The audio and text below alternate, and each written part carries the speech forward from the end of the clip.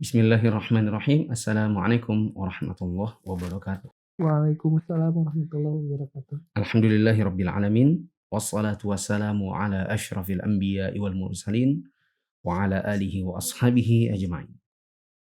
Teman-teman yang dirahmati Allah, pada hari ini kita akan membaca biografi Abu Dzar Al-Ghifari radhiyallahu an. Di buku yang kita baca ada di halaman 135.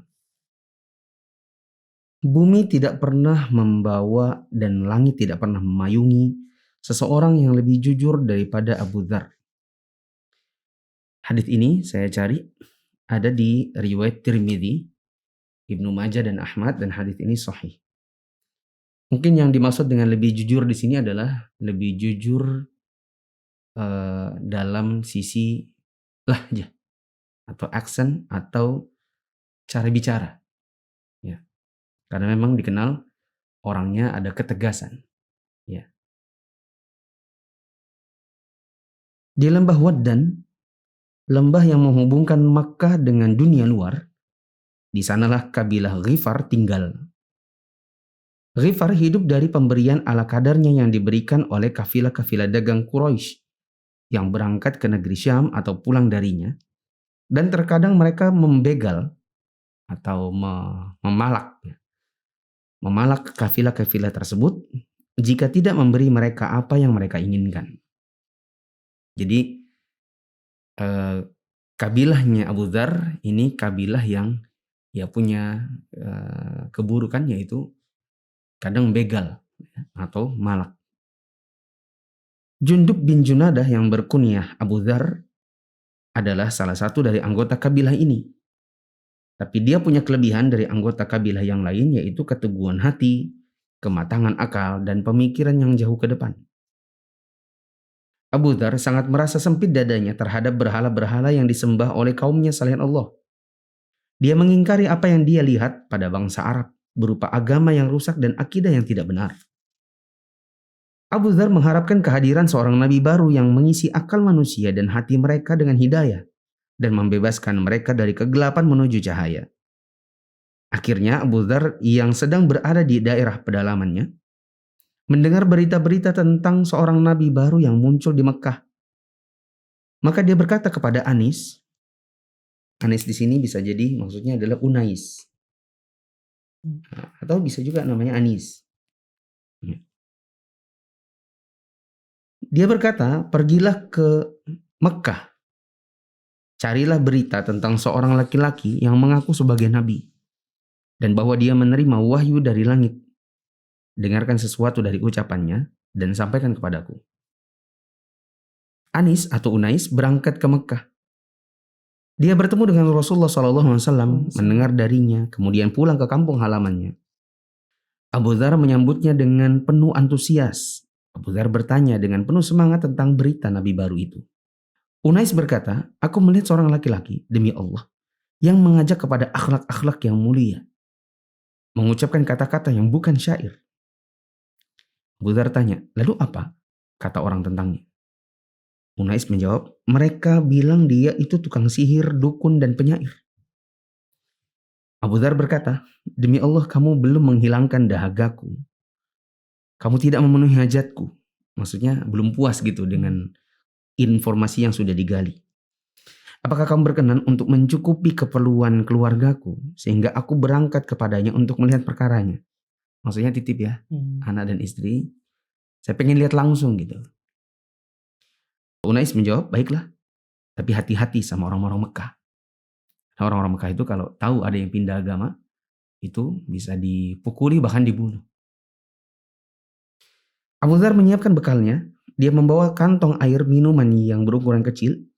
Kemudian keesokan harinya dia menuju ke Mekah, ingin berjumpa dengan Nabi SAW dan mengetahui beritanya. Abu Dzar tiba di Mekah dengan penuh kekhawatiran karena dia takut kepada penduduknya. Abu Dzar telah mendengar kemarahan orang-orang Quraisy demi membela Tuhan-Tuhan mereka dan perlakuan buruk mereka terhadap siapapun yang berminat untuk mengikuti Muhammad SAW. Oleh karena itu, Abu Dzar tidak bertanya kepada siapapun tentang Muhammad, orangnya yang mana. Ya. Karena dia tidak tahu, jangan-jangan yang ditanya itu ternyata adalah lawan. bukan kawan. Ya, ini pelajaran bagi kita adalah ya strategi gali info. Kalau mau gali info ya harus kayak netral, ya kan? Ya, teknik-teknik seperti ini kayak kadang kita butuhkan. Bila menggali sebuah info tentang keburukan seseorang yang kabarnya misalnya dia itu suka membuat makar, ya kan? Paham ya maksudnya? Pokoknya hati-hati karena kita tidak tahu apakah yang kita gali info darinya itu adalah kawan ataukah justru lawan. Oh iya, di buku Ashabur Rasulillah karya Syekh Muhammad Al-Misri disebutkan bahwa dalam perjalanannya pun dia sempat nanya. Ada riwayat yang menyebutkan dia sempat nanya ke orang, yang mana Muhammad? Gitu. Lalu ada orang bilang, wah ini orang mengubah agamanya nih, pukulin gitu. Akhirnya dia dipukulin. Baik, kita lanjutkan saja dulu yang dari yang kita baca ini. Saat malam tiba, Abu Dzar beristirahat di masjid. Lalu Ali bin Abi Thalib melewatinya, maka Ali mengetahui bahwa dia ini orang asing. Ali bertanya, kemarilah bersama ke wahai orang asing. Abu Dzar mengikutinya dan malam itu dia bermalam bersama Ali. Di pagi hari, Abu Dzar membawa kantong airnya dan kantong perbekalannya lalu ke masjid.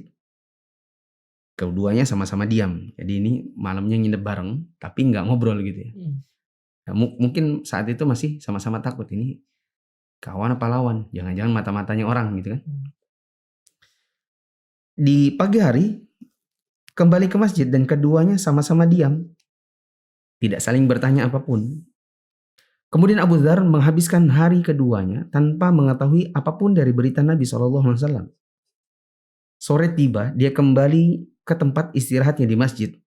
Ali kembali melewatinya, maka Ali berkata, kenapa belum ada rumah ya? Belum punya tempat tinggal kah? Gitu. Maka Ali membawanya ke rumahnya dan malam itu Abu Dzar menginap lagi di rumah Ali. Salah seorang dari keduanya tidak bertanya kepada kawannya. Maksudnya nggak saling nanya. Nanti di malam ketiga, barulah Ali bertanya kepada kawannya ini. Maukah kamu menceritakan kepadaku, kamu ngapain di Mekah? Abu Dzar mengatakan, jika kamu berjanji kepadaku, menunjukkanku kepada apa yang aku cari, barulah aku bicara. Ali berjanji atas apa yang diharapkan Abu Dzar. Abu Dzar berkata, aku datang ke Mekah dari tempat yang jauh, dari Ghifar, karena ingin bertemu dengan Nabi baru dan mendengar sebagian dari ucapannya. Maka wajah Ali radhiyallahu anhu langsung berbinar. Dia berkata, demi Allah, beliau adalah utusan Allah sebenarnya. Beliau ini begini, beliau begitu. Besok pagi, ikutilah aku kemana aku berjalan. Jika aku melihat sesuatu yang aku khawatir nanti mencelakakanmu, maka aku akan berdiri seolah-olah aku menumpahkan air. Tapi jika aku terus berjalan, ikuti saja aku sampai aku masuk, maka ikut masuk. Ya karena ini kan Nabi juga dikhawatirkan mendapatkan bahaya dari orang-orang kafir ketika itu yang tidak suka dengan dakwahnya Nabi. Begitu juga mereka para sahabat khawatir dengan makarnya orang-orang kafir Quraisy yang akan minimal memukuli mereka karena mereka ikut agamanya Muhammad SAW. Malam itu Abu Dzar tidak bisa memejamkan matanya karena memendam kerinduan ingin segera bertemu dengan Nabi SAW. Dia sangat ingin mendengar sebagian dari apa yang diwahyukan kepada beliau. Pagi tiba, Ali berjalan membawa tamunya ke rumah Rasulullah yang mulia. Abu Dzar berjalan di belakangnya membuntutinya tanpa menoleh kepada apapun sehingga keduanya masuk kepada Rasulullah SAW. Abu Dzar berkata, Assalamualaikum ya Rasulullah. Semoga keselamatan untuk Anda wahai Rasulullah. Rasulullah menjawab, wa'alaika salamullah wa rahmatuhu wa barakatuh. Ya. Abu Dzar adalah orang yang pertama yang mengucapkan salam Islam kepada Rasulullah. Kemudian setelah itu salam tersebut menyebar dan digunakan di antara kaum muslimin. Maka Abu Dzar ini bisa jadi mendapatkan pahala sunnah hasanah karena apa yang dia kerjakan diikuti oleh orang banyak sampai sekarang dan sampai hari kiamat. Rasulullah duduk di depan Abu Dzar dan mengajaknya untuk masuk Islam. Ya. Dalam riwayat yang disebutkan, dikutip oleh Syekh Mahmud Al-Misri di dalam kitabnya yang ini, Nabi tanya, siapa namamu? Dia bilang Jundub dari Ghifar. Ya. Maka Abu Dzar berkata, ketika aku menjawab Ghifar, lalu aku lihat mukanya Rasulullah itu ronanya itu kurang suka. Kenapa dia kurang suka? Karena mungkin berasal dari Gifar. Ya, kenapa Ghifar tidak disukai tadi? Karena kaumnya itu suka membegal. Suka begal. Ya, makanya sampai ada yang menyebutkan bahwa Abu Dzar itu kayak andai kan nggak ditanya aja datang dari mana. Ya, tapi karena ditanya oleh Nabi maka dia jawab, ya kan? Karena Ghifar, tempat dia berasal, itu adalah kaum yang kadang-kadang suka begal kalau nggak dikasih makanan. Kemudian Rasulullah SAW duduk di depan Abu Dzar dan mengajaknya untuk masuk Islam. Beliau membacakan Al-Quran kepadanya. Maka tidak butuh waktu lama Abu Dzar mengumumkan kalimatul haq dan masuk ke dalam agama baru sebelum dia meninggalkan tempatnya. Abu Dzar adalah orang keempat atau kelima yang masuk Islam. Kata Abu Dzar, setelah itu aku tinggal bersama Rasulullah SAW di Mekah. Beliau mengajarkan Islam kepadaku, membacakan sebagian dari Al-Quran. Beliau berkata kepadaku, jangan katakan sama siapapun di Mekah bahwa kamu telah masuk Islam. Saya khawatir nanti mereka akan membunuhmu. Aku jawab, demi zat yang jiwaku berada di tangannya, aku tidak akan meninggalkan Mekah hingga aku datang ke masjid. Dan aku akan umumkan dakwah kebenaran ini di hadapan orang-orang Quraisy. Ya, malah mau diumumkan gitu keislamannya. Rasulullah SAW hanya diam. Maka aku datang ke masjid, saat itu orang-orang Quraisy sedang duduk sambil bincang-bincang. Aku berdiri di tengah-tengah mereka, dan aku berteriak dengan suara lantang, wahai orang-orang Quraisy, sesungguhnya aku bersaksi bahwasanya tiada Tuhan yang berhak disembah kecuali Allah, dan bahwasanya Muhammad adalah utusan Allah. Begitu kata-kataku menyentuh pendengaran mereka, mereka langsung tercengang, mereka bangkit dari tempat duduk mereka, dan mereka berkata, habisi orang itu, orang yang meninggalkan agamanya. Ya. Dan di buku yang lain atau di riwayat yang lain disebutkan dia sampai di Mekah, ya, lalu dia nanya, yang mana namanya Muhammad? Itu saja langsung dipukuli. Ini terang-terangan. Ya. Mereka menuju kepadaku dan memukuliku agar aku mati. Namun Al-Abbas bin Abdul Muttalib, paman Nabi SAW, dia menolongku. Dia merangkulku untuk melindungiku dari pukulan mereka. Kemudian dia menghadap mereka dan berkata, celaka kalian ini. Kalian yang bunuh seorang laki-laki dari Ghifar. Padahal dari mereka, daerah mereka adalah jalan bagi kafilah dagang kalian. Maksudnya kalian aja kalau mau pulang lewat mereka. Enggak takut nanti dia apa-apain. Selama ini sudah dibegal. Ya. Kalau ada orang Ghifar kalian bunuh, ini namanya ngundang tawuran massa gitu. Saat aku tersadar, ya, aku datang kepada Rasulullah SAW. Karena udah dipukuli tadi ya. Manakala beliau melihat apa yang terjadi pada diriku, beliau bersabda, bukankah aku sudah melarangmu untuk tidak mengumumkan keislamanmu? Maka aku menjawab, wahai Rasulullah, itu adalah sebuah keinginan dalam jiwaku yang telah aku tunaikan. Nabi bersabda, pulanglah kepada kaummu. Sampaikan apa yang kamu lihat dan apa yang kamu dengar kepada mereka. Ajaklah mereka kepada Allah. Semoga Allah memberikan manfaat kepada mereka melalui dirimu. Dan memberimu pahala karena mereka. Apa pahalanya? Kalau orang berdakwah? Dapat unta merah. Iya. La yahdihullahu bika rajulan wahidan khairun laka min hamirin na'am. Kalau kalian menjadi jalan hidayah bagi satu orang, maka itu lebih baik bagi kalian daripada mendapatkan unta merah. Jika kamu mendengar bahwa aku sudah meraih kemenangan, maka datanglah kepadaku. Abu Dzar berkata, aku pulang hingga aku tiba di kampung halamanku. Lalu Anis atau Unais saudaraku menyambutku. Dia tanya, apa yang kamu lakukan? Apain aja di sana? Aku jawab, yang aku lakukan adalah bahwa aku telah masuk Islam dan aku telah membenarkan. Tidak lama setelah itu Allah lapangkan dadanya Unais. Dia berkata, aku tidak punya kebencian kepada agamamu. Aku juga masuk Islam. Kami datangi ibu kami dan mengajaknya masuk Islam. Dia berkata, aku juga tidak membenci agama kalian berdua. Maka ibu kami juga masuk Islam. Mulai hari itu, sebuah keluarga muslim bergerak untuk memulai dakwah kepada Allah di kabilah Ghifar.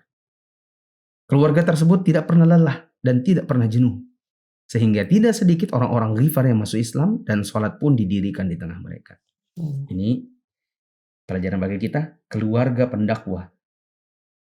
Ya, keluarga dai. Anaknya, bapaknya, mamanya gitu ya. Bagus kalau kemudian bisa berdakwah. Kita bisa terapkan hal ini di keluarga kita sekarang ini. Sebagian dari mereka berkata, kita tetap pegang agama kita saja. Sampai Rasulullah datang ke Madinah. Nanti kalau sudah datang ke Madinah, baru kita masuk Islam. Ketika Rasulullah SAW tiba di Madinah, mereka pun masuk Islam dan Nabi bersabda tentang mereka. Ghifar, ghafarallahu laha, wa aslam, salamahallah. Untuk Ghifar, maksudnya kabilah Ghifar, semoga Allah ampuni mereka. Kabilah Aslam, semoga Allah membuat perjanjian damai dengan mereka. Abu Dzar tinggal di kampung halamannya sampai perang Badar, Uhud, dan Khandaq berlalu.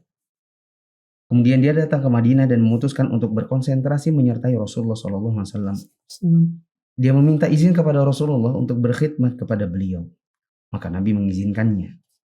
Dan dia pun meraih nikmat besar sebagai sahabat Nabi dan kebahagiaan agung bisa berkhidmat kepada beliau. Rasulullah SAW senantiasa mengutamakan dan menghormati Abu Dzar. Tidaklah sekalipun beliau bertemu dengan Abu Dzar, kecuali beliau selalu menjabat tangannya. Dan beliau tersenyum dan menunjukkan wajah berseri-seri. Manakala Rasulullah SAW yang mulia berpulang ke hadirat Allah, Abu Dzar tidak kuasa untuk tetap tinggal di Madinah Al-Munawwarah setelah ia ditinggal oleh pemimpinnya dan majelis-majelisnya sepi dari petuah-petuahnya. Abu Dzar pindah ke pedalaman Syam dan dia tinggal di sana selama khilafah As-Siddiq dan Al-Faruq radhiyallahu anhuma. Di zaman khilafah Utsman, Abu Dzar tinggal di Damaskus. Dia melihat kaum muslimin menyongsong dunia dan tenggelam di dalam kenikmatannya. Hal ini mencengangkannya dan mendorongnya untuk mengingkarinya. Maka Utsman bin Affan memintanya untuk pulang ke Madinah. Abu Dzar pun datang. Namun tidak lama berselang, Abu Dzar juga merasa sempit dengan keinginan masyarakat kepada dunia. Dan masyarakat pun merasa sempit dengan sikap kerasnya kepada mereka.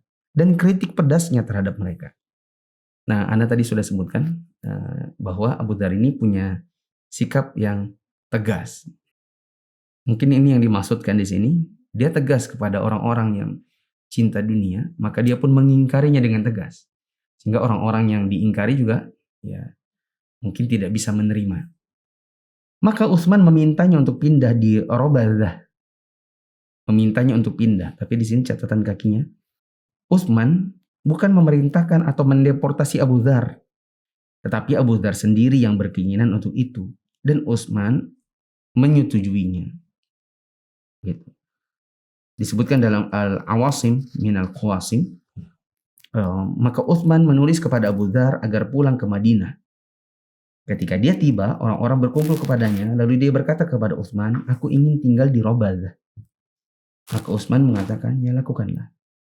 Maka Abu Dzar beruzlah dan itu lebih baik baginya karena begitulah jalan hidupnya. Kita lanjutkan ya. Abu Dzar pindah ke Robadah, sebuah perkampungan kecil di Madinah. Abu Dzar pun pergi ke sana dan tinggal di sana jauh dari manusia dengan sikapnya yang zuhud terhadap apa yang ada pada tangan mereka dalam perkara harta dunia. Berpegang kepada apa yang dipegang oleh Rasul dan kedua sahabatnya, yaitu mementingkan akhirat yang langgeng atas dunia yang fana. Suatu ketika seorang laki-laki masuk ke dalam rumah Abu Dzar. Dia lihat sudut-sudutnya dan tidak ada perabotan apapun. Dia tanya, Abu Dzar, mana perabot? Ada ya? Abu Dzar mengatakan, kami punya rumah sudah di sana. Maksudnya di akhirat. Ya, ini seperti Abu Darda. Kami kirimkan perabot terbaik kami kepada rumah itu.